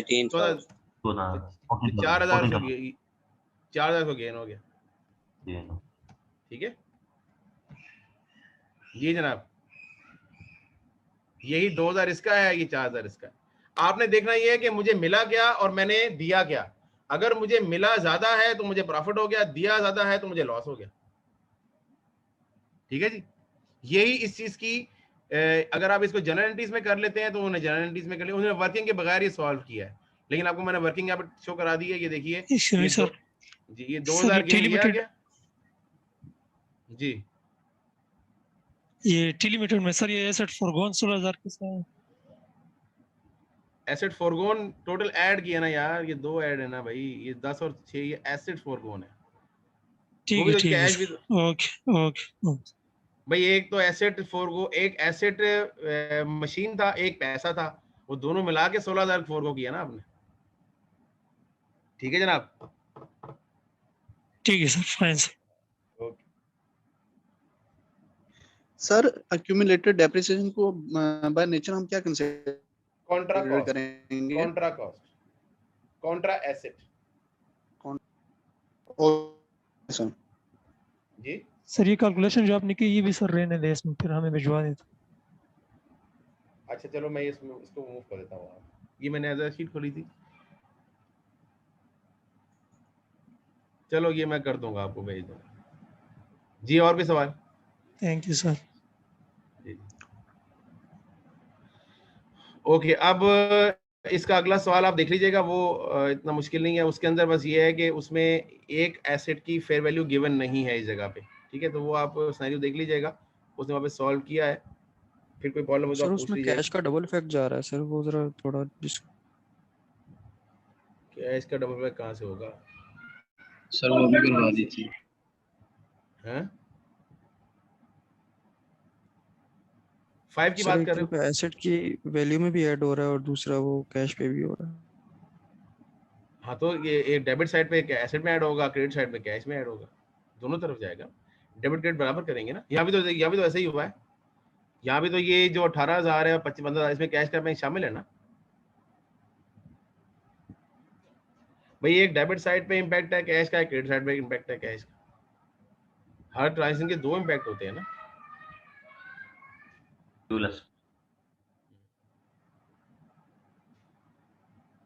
ओके जी। अच्छा अब इसके बाद डेप्रिसिएशन है, ये हमने कल कर लिया था। इसके क्वेश्चन आप लोग देख लीजिएगा, मैंने कल बहुत डिटेल से आपको डेप्रिसिएशन की चीजें करवा दी हैं, लेकिन ये आपने गो थ्रू जरूर करनी थी आपने। ये पॉइंट नंबर 2 जो डेप्रिसिएशन का है, ये सारा आपने विद सॉल्यूशन देखना है। ये कल आपको मैंने फार्मूला भी करवा दिया था। और ये देखें, ये एग्जांपल कल आपको उसी तरह की एग्जांपल है जो कि इसमें भी दी हुई हैं डिमिनिशिंग बैलेंस मेथड की। उसके बाद हाँ जी, उसके बाद ये मेथड की बात है, वो भी हमने कल देख लिया फार्मूला ऊपर की तरफ जी। सही तरह से ऊपर करना पेज जरा आप करना। हाँ जी हो सही। जो एस जो हमारे पास वो स्क्रैप वैल्यू ऑफ एसेट है ना। हाँ जी, तो कल यही लिखा था ना हमने, रेजोल्यूट वैल्यू। जी जी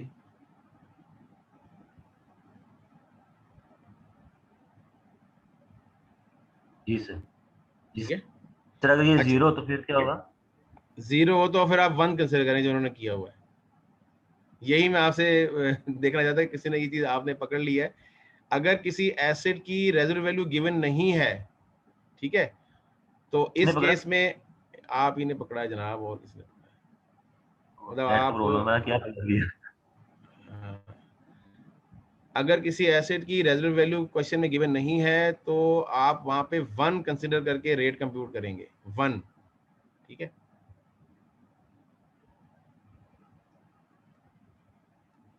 ओके इसको देखिएगा। ये क्वेश्चन एग्जांपल नंबर 7, फिर आगे एग्जांपल नंबर 8 भी इसमें मैंने देखी थी।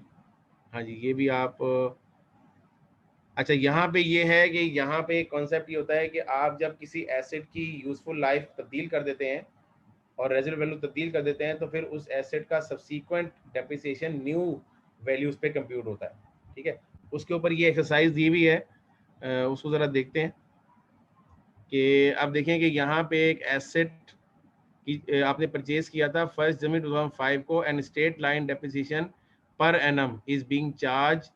ठीक है, वो कर रहे थे आप।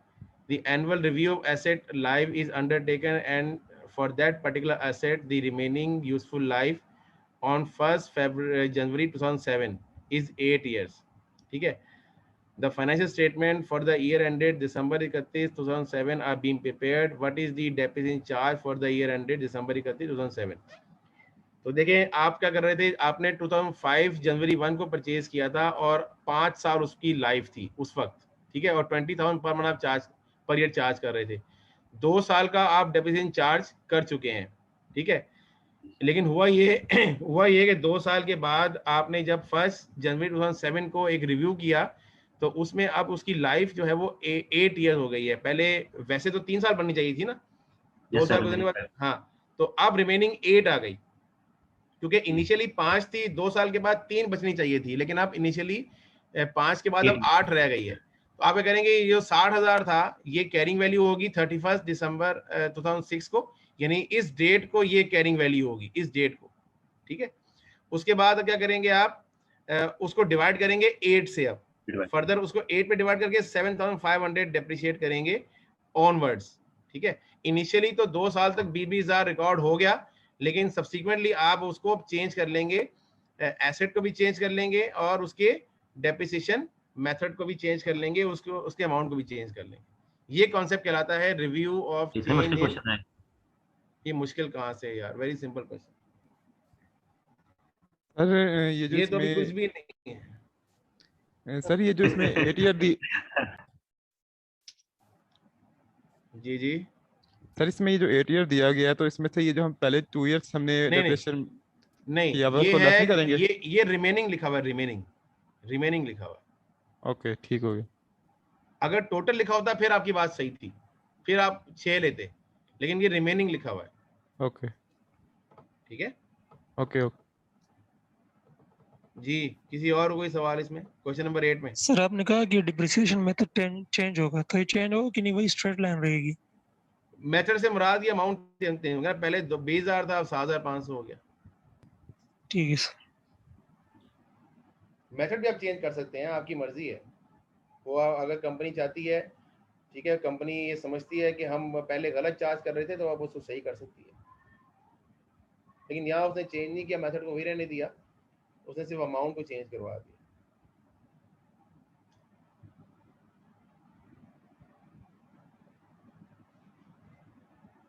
ओके,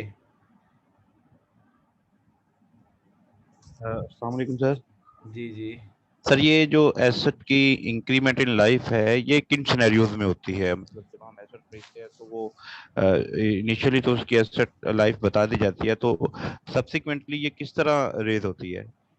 देखिए, उसके बहुत सारे रीज़न हो सकते हैं। एक रीज़न तो ये है कि आपका इनिशियल एस्टिमेट ही गलत था, आपने उस वक्त इनिशियली आपसे गलती हो गई थी, तो बाद में पता लगा यार ये तो हमसे गलती हो गई है, पहली बात।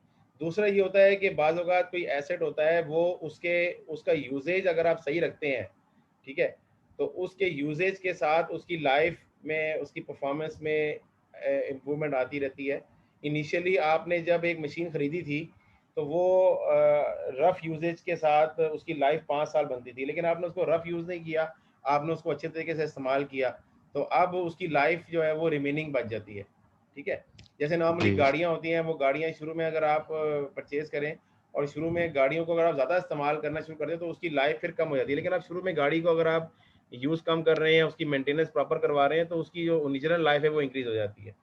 उसके अलावा ये भी होता है कि आप हो सकता है कि कोई ऐसी रिपेयर करवा लें या ऐसी मेंटेनेंस करवा लें या एक नया कंपोनेंट आप ऐड करवा लें, जिसकी वजह से वो एसेट की लाइफ जो है वो बढ़ जाती है। तो बहुत सारे फैक्टर हो सकते हैं, एस्टिमेट में भी तब्दीली हो सकती है, आपकी कोई यूजेज का पैटर्न आपका कोई इम्प्रूव हो सकता है, आपका कोई एसेट था वो एक्सीडेंट वगैरह भी शामिल हो सकता है इसमें।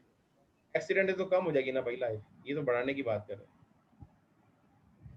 एक्सीडेंट से तो उसमें देखें जी, आप बात पूरी कर लें सर। मैं कहता कि एक्सीडेंट से तो एसेट की लाइफ कम हो जाएगी ना, वो इम्पेयरमेंट की बात हम करेंगे इंशाल्लाह इस 36 में जाकर। जी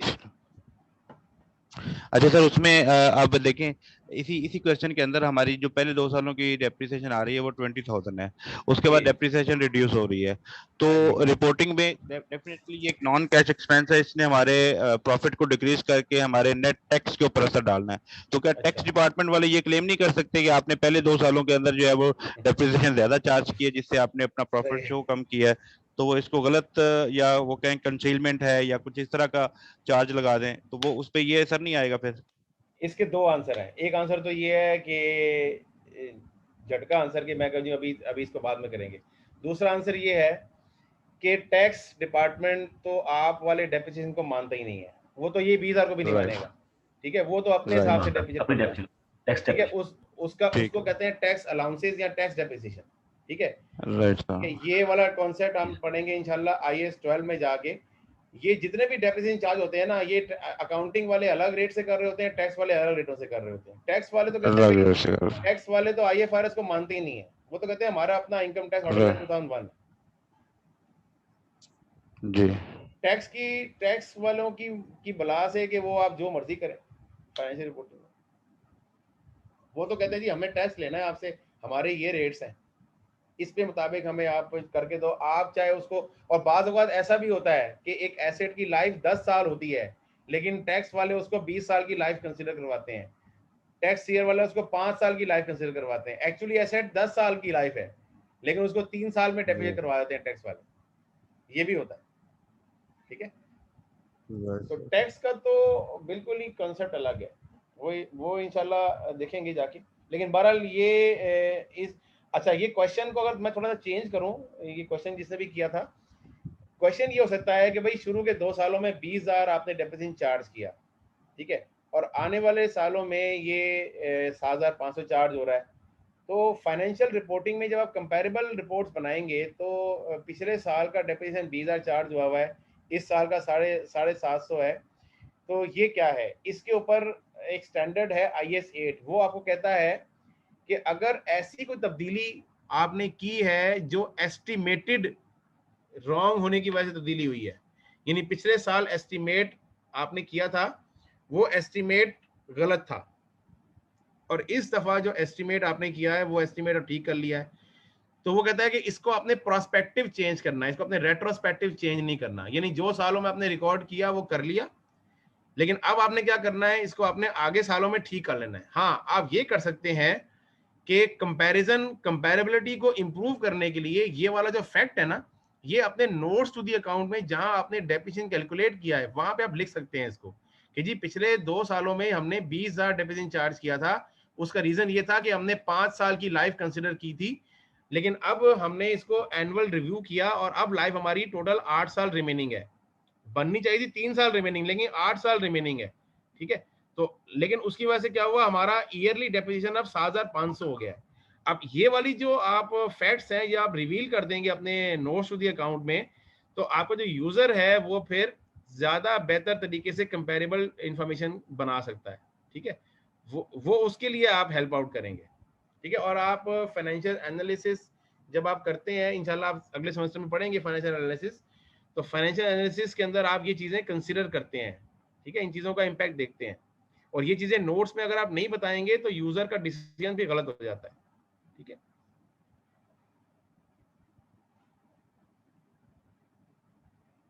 अच्छा, अब हमारा एक इम्पोर्टेंट एरिया है रीवैल्यूएशन का, और ये लास्ट एरिया है इस हमारे स्टैंडर्ड के अंदर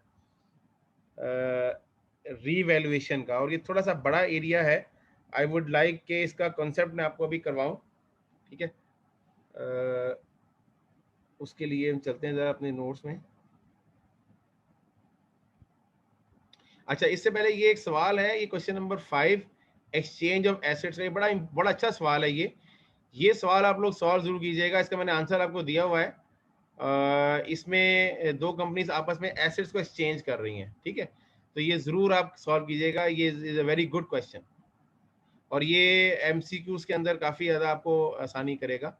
ये आपकी रीडेबिलिटी और आपके कॉन्सेप्ट को इंक्रीज करेगा, और आपके वो जो कहते हैं ना कि अंडरस्टैंडिंग चीज़ों की शेयर फोल्डर पर आपने रख दिया? ये रख दूंगा, मैं रख दूंगा, ये आज रख दूंगा मैं, क्योंकि आज मैंने सारी चीज़ें कंप्लीट करनी है, क्योंकि 10 दिन का गैप आ रहा है क्लासेस में। तो इन 10 दिनों के अंदर आप ये सब चीज़ें, कुछ आपको मैंने होमवर्क भी देना है, तो वो फिर आप कीजिएगा। सर ये एक कंपनी जी सर एक्सरसाइज 4 भी रहती है, वो भी शेयर कर दीजिएगा। हाँ जी, वो मैं करवा दूंगा ना, वो सारी ये सब जितनी भी आज तक है ना वो सब कर दूंगा मैं। अच्छा जी, अब अपने नोट्स भी शेयर कर दीजिएगा। ये मेरे नोट्स ही हैं जी, ये मेरे नोट्स से ये सब चीजें हैं, मेरे नोट्स से ही मैं पढ़ा रहा हूँ, ये सारे मेरे नोट्स से चीजें सारी मैंने दी हैं, ठीक है। ये सारे क्वेश्चन मेरे नोट्स के ही हैं, जिसके पास है वो टैली कर सकता है। ओके जी। अच्छा, टैली करने की जरूरत नहीं है, मैं खुद बता रहा हूँ आपको कुछ चीजें, और कुछ चीजें ज्यादा ही हैं, उससे कम कुछ नहीं है, मेरे नोट से कम कुछ नहीं है, उससे ज्यादा ही पढ़ा रहा हूँ इंशाल्लाह। ओके जी, अब रीवैल्यूएशन का कॉन्सेप्ट हम देखते हैं। रीवैल्यूएशन क्या है, ये क्यों करते हैं, इसका रीजन देखते हैं। जब आप एक एसेट फाइनेंशियल स्टेटमेंट्स पे रिपोर्ट कर लेते हैं, बना लेते हैं, वो डेप्रिशिएट होता रहता है। तो कंपनीज के पास IAS 16 के मुताबिक दो ऑप्शन होते हैं। एक ऑप्शन तो ये है कि वो कॉस्ट के ऊपर ही उस एसेट को कैरी करता रहे और उसको डेप्रिशिएट करता रहे, और जिस तरह हम अभी तक करते हुए आए हैं वो करते रहे। लेकिन कंपनी के पास एक ऑप्शन ये भी है कि वो मार्केट वैल्यू के मुताबिक, यानी फेयर वैल्यू, जो हमने फेयर वैल्यू का कॉन्सेप्ट पढ़ा था पहले, कि जो एसेट की फेयर वैल्यू है उसके अकॉर्डिंग उस एसेट की वैल्यू को बुक्स में अपडेट कर दे। ठीक है, उसके लिए कुछ गाइडलाइन यहाँ पे स्टैंडर्ड ने दी हुई है आपको जी। ये पहले देखते हैं, उसके बाद अकाउंटिंग की बात करेंगे। IAS 16 allows a choice of accounting treatment of property, plant and equipment. Number 1 cost model, number 2 revaluation model. अच्छा, cost model क्या है? Cost model, property, plant and equipment should be valued at cost less accumulated depreciation. ये simple जब तक करते हुए आए हम आए, जितना भी अब तक पढ़ा है वो सारा कॉस्ट मॉडल ही था। ठीक है, रिवैल्यूएशन मॉडल क्या है? Property, plant and equipment can be carried at revalued amount less any subsequent depreciation. ठीक है, जब आप उसको रीवैल्यू कर लेंगे और उसकी वैल्यू को इंक्रीज कर लेंगे तो उस गेन इंक्लूड करके जो अमाउंट आएगा उसको आप फर्दर उसी अमाउंट को फिर आप आगे डेप्रिशिएट करेंगे ना, और फिर डेप्रिशिएट करते करते आप उसका अपना एक्यूमुलेटेड रिकॉर्ड करेंगे और उस पर उसको रिपोर्ट करेंगे। If the revaluation alternative is adopted, two condition must be complied with. अब ये रिस्ट्रिक्शन लगा रहा है आपको IAS 16 कि अगर कोई एंटिटी रिवैल्यूएशन मॉडल को कंप्लाई करती है तो दो कंडीशंस ये पूरी होनी चाहिए, या दो कंडीशंस को वो एडहेयर करे या कंप्लाई करे। नंबर 1 क्या है? Revaluation must subsequently be made with sufficient regularity to ensure that carrying amount does not differ materially from the fair value of each reporting date. उसका मतलब ये है कि फेयर वैल्यू जब आपने एक एसेट को रीवैल्यू करना है और उसी मॉडल पे रिपोर्ट करना है तो उसकी रिक्वायरमेंट ये है कि फिर आप एक फ्रीक्वेंसी डिसाइड करें कि कितने अरसे बाद आप रीवैल्यू किया करेंगे। ठीक है, ऐसा नहीं है कि आपने रीवैल्यू किया और आप भूल गए हैं और आपने दोबारा रीवैल्यू नहीं किया। ठीक है, आप उसकी सफिशिएंट रेगुलरिटी को इंश्योर करें। नंबर 2 पॉइंट है कि when an item of property, plant, equipment is revalued, the entire class of the asset to which the asset belongs must be revalued. ठीक है, अगर आपने एक एसेट रिवैल्यू किया है तो उस एसेट के सिमिलर तमाम एसेट्स को रिवैल्यू करना जरूरी होगा। ये नहीं है कि आपने लैंड को रिव्यू कर लिया, जो बैरियर टाउन की लैंड है उसको रिवैल्यू कर लिया, लेकिन जो आपकी उधर दरिया वाली जमीन है जो कि कम हो रही है उसको आपने रिवैल्यू नहीं किया। ऐसा नहीं कर सकते आप। लैंड एंड बिल्डिंग अगर आप रिवैल्यू कर रहे हैं तो जितने भी लैंड एंड बिल्डिंग आपकी बुक्स में रिकॉर्डेड है तमाम को रिवैल्यू करना जरूरी है। ये दो कंडीशंस, और ये MCQ के लिए बड़े, ये जो पॉइंट्स मैं आपको आइडेंटिफाई करवाता हूँ ये MCQs के अंदर आपको बड़ी हेल्प आउट करेंगे।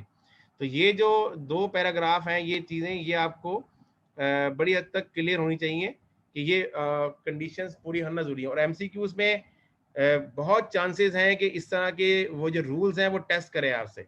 ठीक है, अभी हम इंशाल्लाह आज कुछ MCQ स्टार्ट करेंगे इसके IAS 16 के, वो मैं आपको निशान लगवाऊंगा बुक में से भी, जो आपने इस पीरियड में करने हैं सॉल्व। लेकिन ये कि आपको ये रूल्स हैं, ये आप अपने अल्फाज में अगर आप इनको लिख लेंगे एक दफ़ा इसी साइट पे जो जगह दी हुई है तो आपको बड़ी आसानी हो जाएगी। ठीक है, ओके। अब अकाउंटिंग फॉर रिवैल्यूएशन जो है वो मैं आपको ज़रा एक फ्लो चार्ट के जरिए एक्सप्लेन करूंगा। इसमें अभी हम सिर्फ फर्स्ट टाइम रिवैल्यूएशन को डिस्कस करेंगे, यानी एक एसेट अभी पहली दफ़ा रिवैल्यू हो रहा है।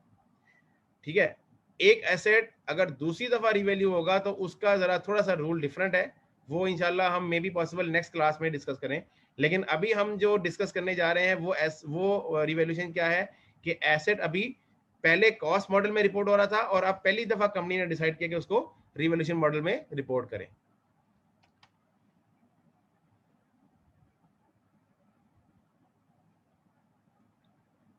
जब एसेट फर्स्ट टाइम रिवैल्यू होगा तो देयर आर टू पॉसिबिलिटीज।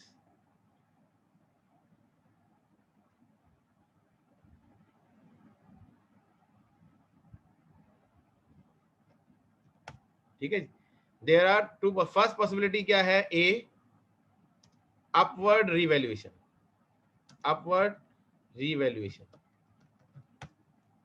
यानी या तो वो एसेट अपवर्ड रिवैल्यू होगा, दूसरा क्या है जी, डाउनवर्ड, दूसरा डाउनवर्ड, दूसरा डाउनवर्ड, ठीक है, या तो एसेट अपवर्ड होगा या डाउनवर्ड होगा। अच्छा, अब अपवर्ड क्या है, चलें इसके आपको मैं एग्जांपल करवाता हूं, क्योंकि थ्योरी तो पढ़ लिया आपने, इतनी पढ़नी थी। A limited has the following asset in the books as at January 1, 2020.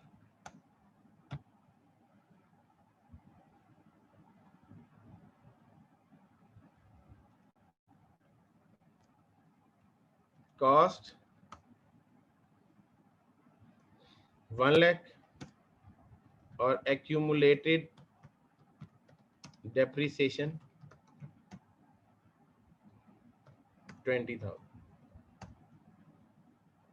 During the at the same date,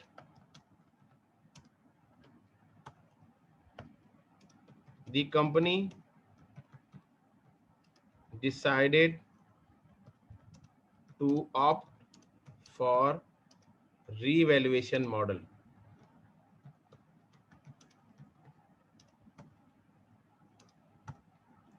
The fair value of the asset is rupees 95,000 as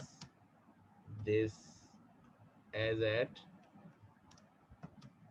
31st, 01,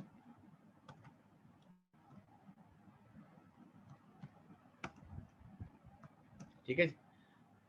अब यहाँ पे क्या है, यहाँ पे ये अपवर्ड रिवैल्यू हो रहा है, कैसे पता, ये भी देखते हैं। अपवर्ड, मैंने इसको अपवर्ड ही कहा है, देखते हैं कैसे है। सबसे पहले आपने करना ये है, कैलकुलेशन करनी है। ये हम पढ़ रहे हैं फर्स्ट टाइम रिवैल्यूएशन, दिया याद रखिएगा, ये हेडिंग डालें आप, फर्स्ट टाइम रिवैल्यूएशन, और इसमें अपवर्ड भी है डाउनवर्ड भी है। ओके, सबसे पहले कैलकुलेशन करें जी, कैलकुलेशन ऑफ गेन और लॉस ऑन रीवैल्यूएशन जी। कैरिंग अमाउंट, कैरिंग अमाउंट का देखें बहुत ज्यादा यूज हो रहा है इस वक्त। 1 लाख माइनस 20,000 दैट इज 80,000। और fair value, fair value asset की 95,000, यानी एसेट की 95,000 एसेट की फेयर वैल्यू ज्यादा है उसकी कैरिंग अमाउंट से, तो ये गेन ऑन रीवैल्यूएशन हो गया, गेन ऑन रीवैल्यूएशन हो गया। ठीक है, चलें, ये मैंने आपको एक गेन की एंट्री करवाई। अभी ये अपवर्ड रिवैल्यूएशन है, यानी सर इसको रिवैल्यूएशन सरप्लस कह सकते हो? अभी कहते हैं इसको, अभी मैंने कुछ नहीं कहा, वही मैंने कहना है इसको। ठीक है, अच्छा, अभी मैं इसी सवाल को कॉपी करके डाउनवर्ड वाले में पेस्ट कर रहा हूं, लेकिन यहाँ पे मैं इसकी जो फेयर वैल्यू है उसको मैं चेंज करके करूंगा 70,000 पे। ये बस, ये मैं सिर्फ एक फिगर चेंज कर रहा हूँ, यहाँ पे 70,000। ठीक है, और जब 70 है तो यहाँ पे फेयर वैल्यू हो जाएगी 70। ठीक है, और यहाँ पे हो जाएगा लॉस। अच्छा, अकाउंटिंग में हम नेगेटिव साइन नहीं रखते, तो अकाउंटिंग में हम गेन और लॉस की बात करते हैं, ये लॉस ऑन रिवैल्यूएशन। देखें, ये दोनों कैलकुलेशंस में किसी को ये कंफ्यूजन है कि गेन कैसे आया, लॉस कैसे आया, इसमें किसी को कंफ्यूजन है तो पूछ लें। मैं फिर आपको इसकी एंट्रीज करवाता हूँ और इसकी मजीद कुछ इश्यूज है वो डिस्कस करता हूँ।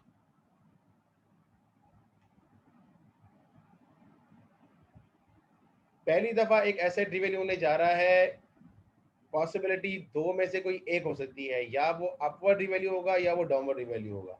अगर वो अपवर्ड है तो रिवैल्यूएशन गेन आएगा, डाउनवर्ड है तो रिवैल्यूएशन लॉस आएगा। ठीक है, अच्छा, अब IAS 16 के अंदर इसकी रिकॉर्डिंग का एक प्रोसीजर है, वो प्रोसीजर ये दिया हुआ है जो आपके नोट्स में दिया हुआ है। ये देखें, इसने क्या किया हुआ है, ये जो ट्रीटमेंट दिया हुआ है यहाँ पे, ये आपने इसको रिकॉर्ड करने के लिए, अब इसने थोड़ा सा इसको यहाँ पे ऐसे कर दिया है, ये पेज अगला मूव हो गया है। मैं इसको जरा एक ही पेज पे कर दूं ताकि वो समझ में आ जाए।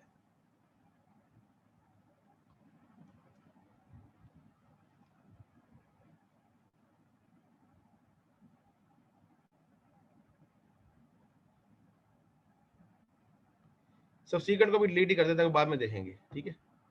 अभी जरा ये एंट्री समझ लेना कि एंट्री कैसे करनी है। यहाँ पे थोड़ा सा जरा आप ख्याल करिएगा इसको।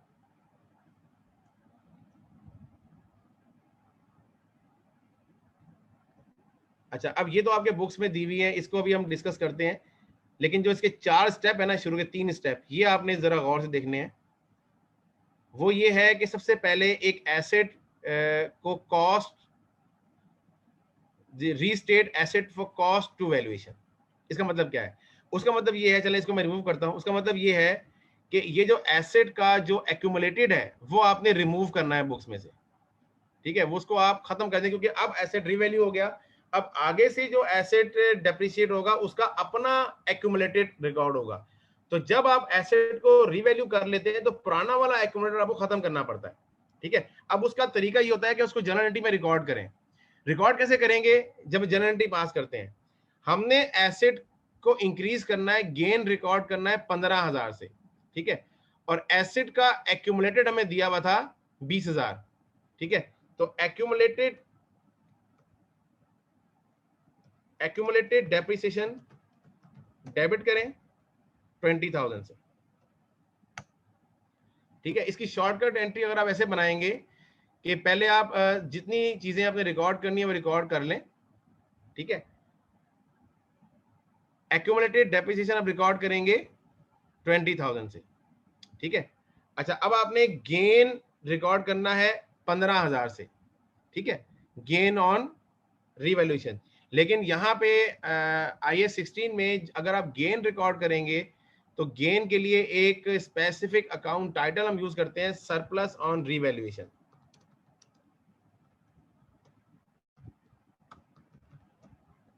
दैट इज 15,000 से, ठीक है। अब सरप्लस 15 से रिकॉर्ड किया है और एक्यूमुलेटेड डेप्रिसिएशन आपने डेबिट किया है 20,000 से। तो आपकी एंट्री का शॉर्टफॉल कहाँ पे है? डेबिट साइड पे, क्रेडिट साइड पे है? Sir credit side. हाँ, वो आप एसेट को आप क्रेडिट कर देंगे 5,000 से, ठीक है। अब इस एंट्री को रिकॉर्ड होने के बाद, ये जब एंट्री रिकॉर्ड हो जाएगी तो आपकी बुक्स के अंदर क्या होगा? आपकी बुक्स के अंदर ये मैं करता हूं बिफोर और ये मैं करता हूं आफ्टर। जरा देखिएगा प्लीज बोर्ड पे, यहां पे कॉस्ट दी हुई है और एक्यूमुलेटेड दिया हुआ है डेप्रिसिएशन। बिफोर में कॉस्ट थी 1 लाख, एक्यूमुलेटेड था 20,000, ठीक है। तो कैरिंग वैल्यू कितनी आ गई? 80,000।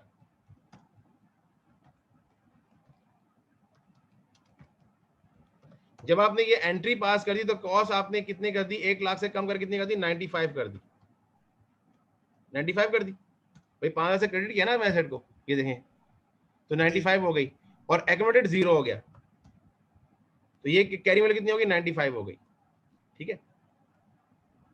इस जर्नल एंट्री से क्या हुआ कि after recording revaluation the carrying amount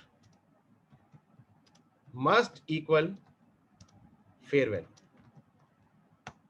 देखें ऐसा हो गया है। कैसा हुआ है जी कि 95 के आपकी फेयर वैल्यू थी, ठीक है। जब आपने ये एंट्री पास की है, इस एंट्री पास करने से ये जो कैरिंग अमाउंट है ये अब फेयर वैल्यू के बराबर हो गई। देखें बराबर हो भी गई है, ये 95 और ये 95। अच्छा, ये जो हमने एसेट क्रेडिट किया है ये हमने डबल एंट्री को इंश्योर करने के लिए क्रेडिट किया है। आप ये पूछ सकते हैं सवाल कि सर ये एसेट तो हमने बढ़ाना था, हमने कम क्यों किया है? हमने एसेट को बढ़ाया ही है। एक्यूमुलेटेड को कम करना एसेट में, असल में एसेट को बढ़ाना ही तो है। हमने क्या किया है? एक्यूमुलेटेड कम किया 20,000 से और एसेट कम किया 5,000 से। नेट इफेक्ट 15,000 का इंक्रीज ही तो आया है एसेट के अंदर। वो देखें ये इंक्रीज हो गया 80,000 से बढ़ के ये 95 हो गई है। तो कैरिंग अमाउंट मैटर करती है, कॉस्ट मैटर नहीं करती, कैरिंग अमाउंट मैटर करती है। तो देखें अपवर्ड रिवैल्यूएशन रिकॉर्ड हुई है, यहाँ पे एक्यूमुलेटेड हमने 0 कर दिया क्योंकि वो नया एसेट अब तरीके से रिकॉर्ड होगा, और पुराना जो एक्यूमुलेट था वो अब खत्म हो गया, और एसेट की जो कैरिंग वैल्यू है वो फेयर वैल्यू के बराबर हो गई है आफ्टर रिकॉर्डिंग दी रिवैल्यूएशन। अच्छा, अब इसी को डाउनवर्ड पे ले जाएं। अभी मैंने सरप्लस के ऊपर थोड़ी सी बात करनी है, वो मैं भी थोड़ी देर में करता हूं। सरप्लस के ऊपर अभी कुछ डिस्कशन बाकी है, ये बड़ा स्पेशल अकाउंट है जी, ठीक है, लेकिन यहां पे नोट कर लें, this is not a profit, ठीक है, this is a component of OCI, other comprehensive income, and reported in shareholders equity. ये शेयर इक्विटी आइटम है, ये प्रॉफिट नहीं है, ठीक है। In other words this could be referred as unrealized gain, ठीक है। इसको कह सकते हैं, कहना चाहिए नहीं वैसे, लेकिन कह सकते हैं, ठीक है। अच्छा, इसके ऊपर जैसे जैसे हम क्वेश्चंस करेंगे, ये जो सरप्लस ऑन रिवैल्यूएशन की नेचर मजीद क्लियर होती चली जाएगी, ठीक है। लेकिन फिलहाल आप इस पे याद रखें कि ये प्रॉफिट नहीं है, ये अदर कॉम्प्रिहेंसिव इनकम का आइटम है, जो हमने IAS 1 में जब हमने डिस्कस किया था प्रेजेंटेशन। अब मैं आपको वो अगर ओपन करके दिखाऊं, उसमें ये जो आइटम था, ये हमने जब रिपोर्ट किया था,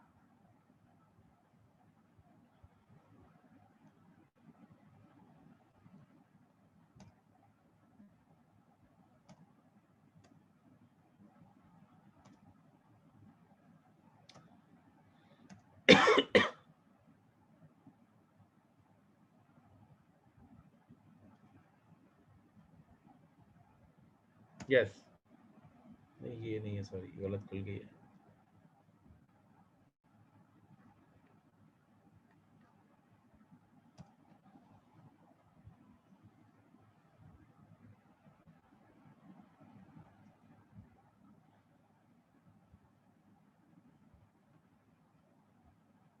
जी, ये क्वेश्चन हमने किया था लास्ट में, तो यहाँ पे मैंने बताया था कि अदर कॉम्प्रिहेंसिव इनकम का कुछ आइटम्स होंगे, प्रॉफिट के नीचे यहाँ पे हम OCI के आइटम्स रिपोर्ट करते हैं। यहाँ पे एक आइटम होगा सरप्लस ऑन रिवैल्यूएशन का आइटम, और ये जो आइटम है ये प्रॉफिट से ऊपर होता है और ये डायरेक्टली इक्विटी में जाके रिपोर्ट होता है। इसका एक नया कॉलम यहाँ बनेगा, यानी शेयर कैपिटल के अंदर रिटर्निंग से एक नया कॉलम ऐड होगा सरप्लस ऑन रिवैल्यूएशन का, और उसकी मूवमेंट फिर हम अकॉर्डिंगली वहां पे शो करेंगे, ठीक है। तो ये आइटम शेयर होल्डर इक्विटी का आइटम है, प्रॉफिट का आइटम नहीं है, इससे हम डिविडेंड नहीं पे कर सकते। एक पॉइंट यहाँ पे और नोट करें कि वी कैन नॉट पे डिविडेंड आउट ऑफ दिस। इसको अगर मैं थोड़ा सा स्पेस बनाऊं, ये प्लीज ये पॉइंट सारे आपने नोट रखने हैं। वी कैन नॉट पे dividend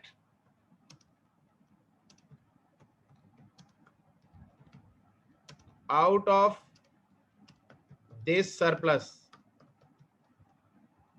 because this is unrealized, ये अनरियलाइज्ड है, और डिविडेंड हमेशा रियलाइज प्रॉफिट में से पे होता है, अनरियलाइज प्रॉफिट में से पे नहीं होता।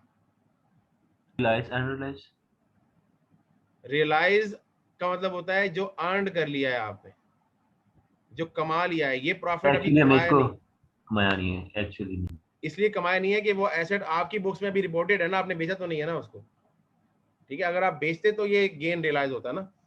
अगर आप आज ही इस एसेट को बेच दें तो ये 15,000 का गेन आप रियलाइज कर लेंगे, वो गेन ऑन डिस्पोजल के तौर पे रिकॉर्ड होगा, तब आप उसमें से डिविडेंड पे कर सकते हैं।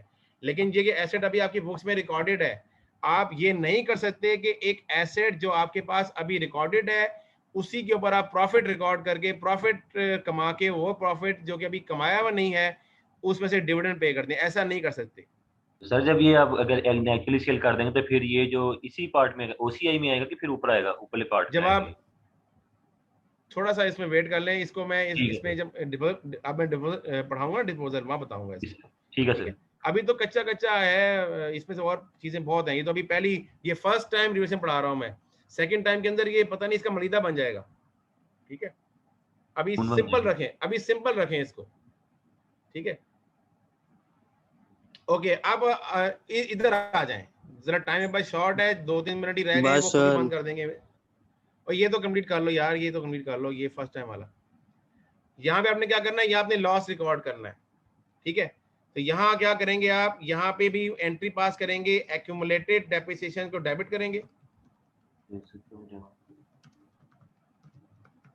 और यहाँ आपने उसको डेबिट करना है 20,000 से, सेम वही 20,000 लेंगे, लेकिन यहाँ आपने लॉस रिकॉर्ड करना है, लॉस ऑन रीवैल्यूएशन।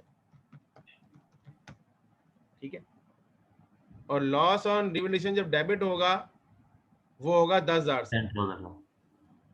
ठीक है जी, और एसेट अब यहाँ पे शॉर्टफॉल कितना है, 30,000 का वो एसेट में, तो वो एसेट क्रेडिट कर देंगे। यस, वो 70,000।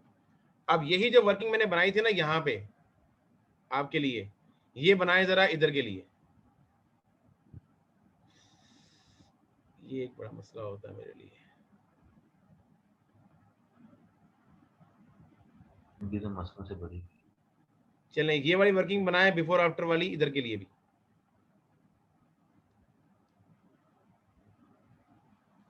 नहीं जी, यहाँ पे बिफोर तो वही रहेगा। ठीक है, बिफोर की तो वही एंट्री रहेगी, आफ्टर की एंट्री देखें। आफ्टर में कॉस्ट कितनी हो जाएगी, कॉस्ट 70 हो जाएगी। और देखें यहाँ पे भी क्या हुआ कि जब आपने एसेट क्रेडिट किया ना 30 से, तो पहले 100,000 था, आप 30 से क्रेडिट करके 70 रह गया। तो देखें कैरिंग वैल्यू और जो फे वैल्यू बराबर हो गई। ये आपने चीज चेक करनी है बस। ये जो मैंने ये पॉइंट ब्लू किया है ना नीचे वाला, ये वाला, ये ब्लू वाला पॉइंट जो है, ये वाला पॉइंट आपने इंश्योर करना है। जी रऊफ सवाल आप पूछ सकते हैं, मुझे 1 मिनट दें जरा, ये मैं कंप्लीट कर लूँ।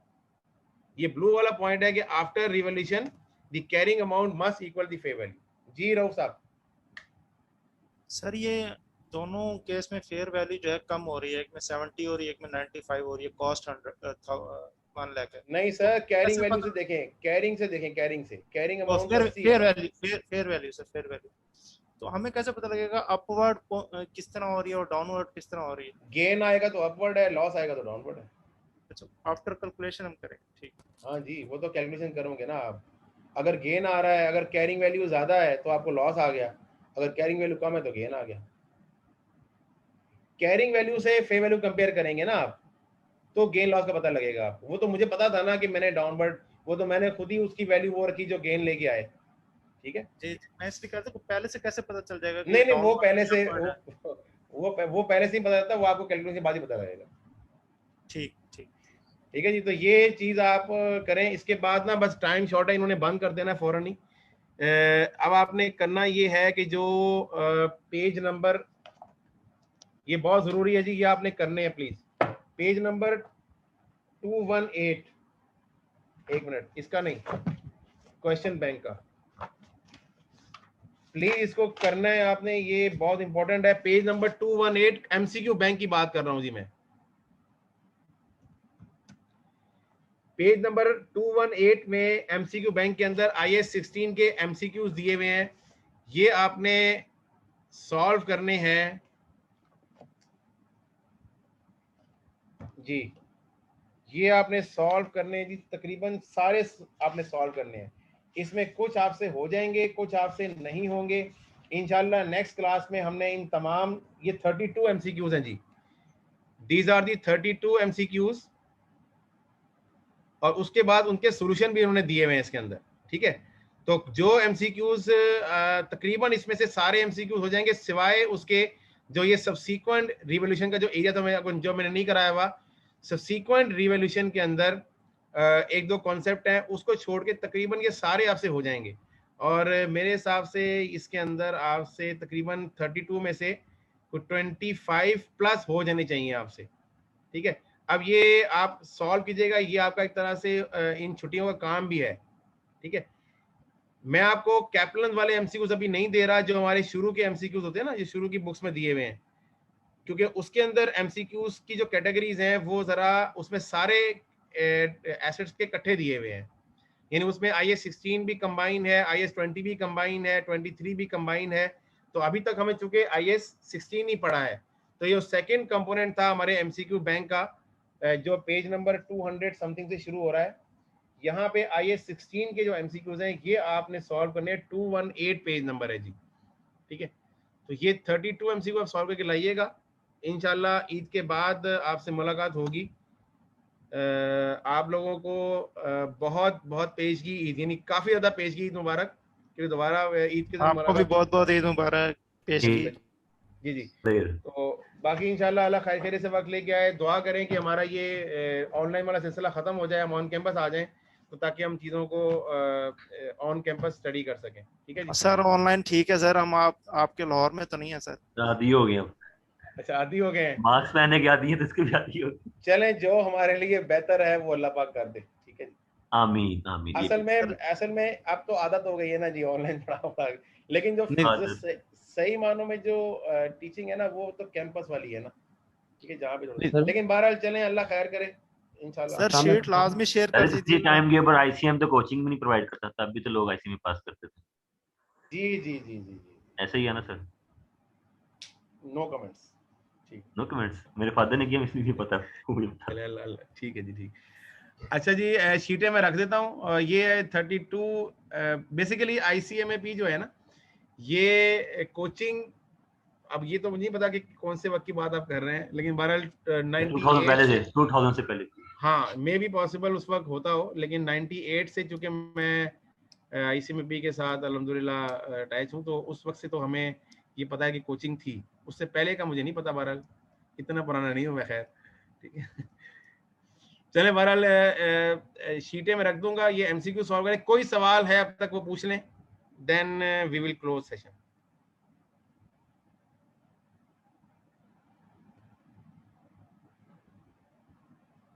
जी, एनी क्वेश्चन? ओके जी, थैंक यू। इंशाल्लाह विल मीट ऑन 17th। अल्लाह हाफिज। अल्लाह इंशाल्लाह सर। अल्लाह हाफिज।